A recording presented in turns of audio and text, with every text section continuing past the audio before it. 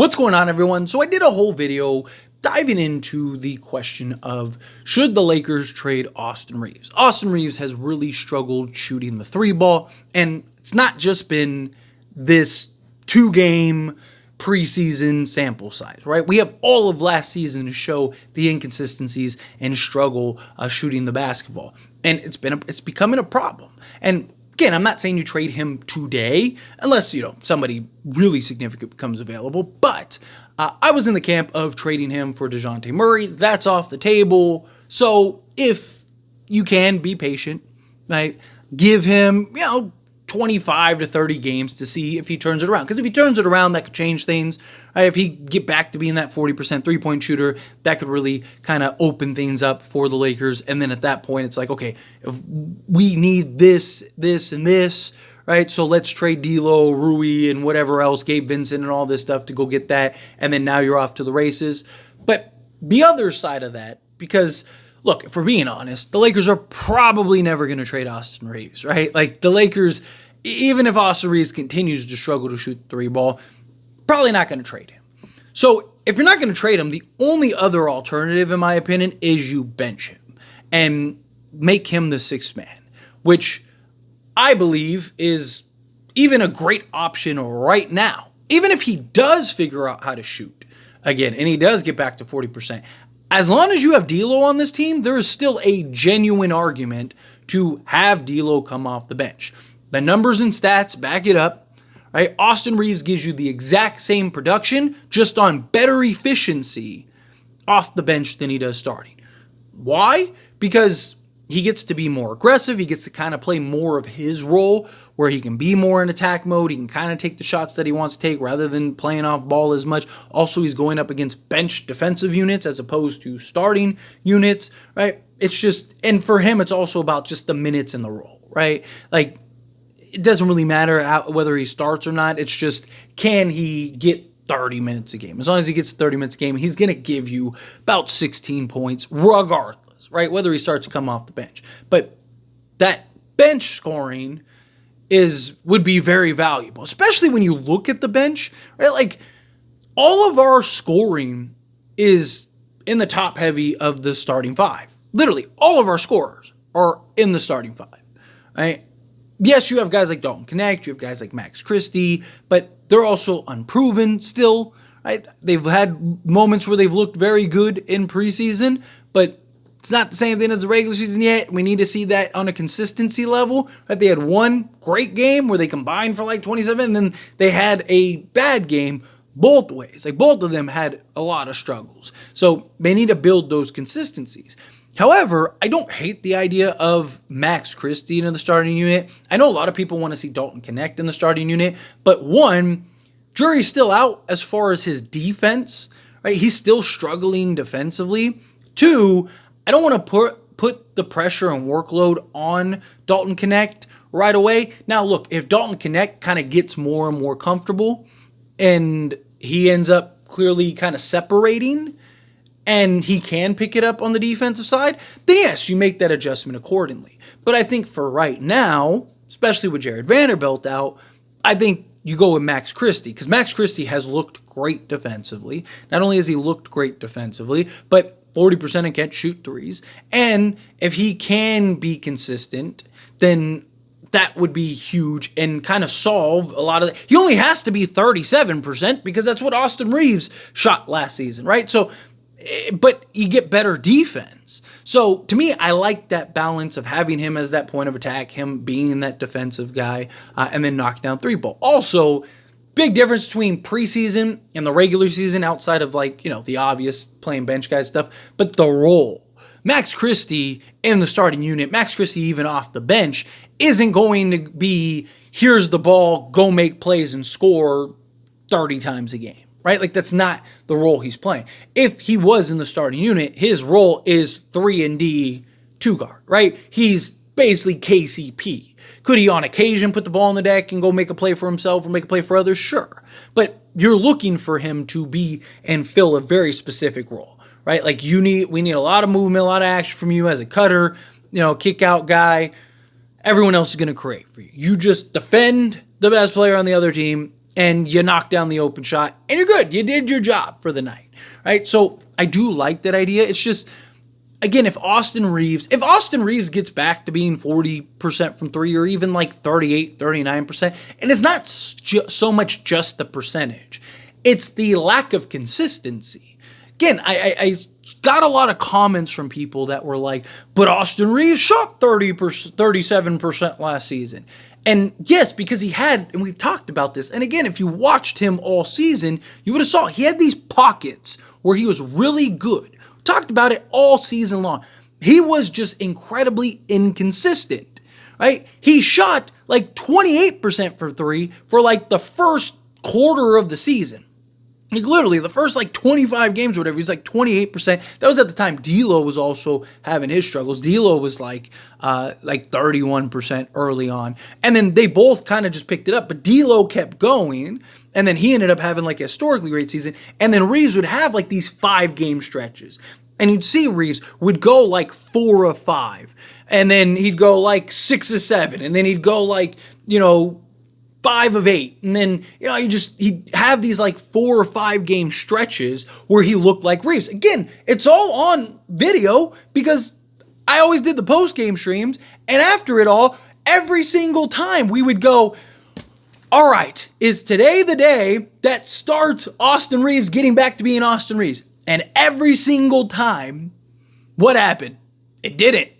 He didn't get back to being Austin Reaves. He would have those pockets and then he'd get right back to being, 1 of 7 or whatever, right? Like, and again, the 37% is just the average throughout the season, right? Like, so, if you're shooting 80% in 5 games, but you're shooting, 20% in 8 games, you're going to balance out eventually. You're going to have that. Like LeBron for a long time.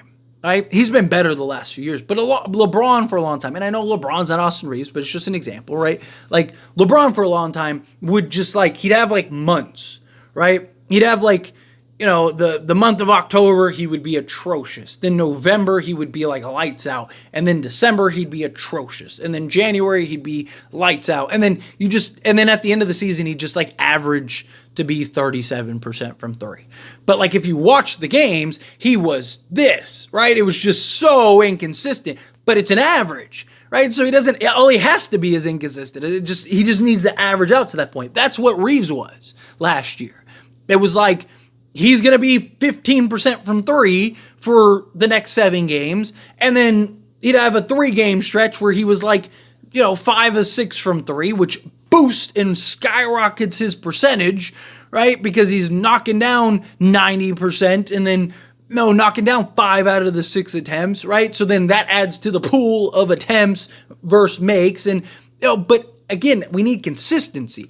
I would rather, instead of him going 5 of 6 and, 2 of 7, I'd rather him go, like 3 of 6, or it'd be 3 of 7, right? 3 of 8, like just something like that where he's 40%, game in and game out. Again, there's bad games and there's good games. There's going to be games where Austin Reaves goes off and shoots, 9 of 10 from 3. And then there's going to be games where he's 1 of 9 from 10.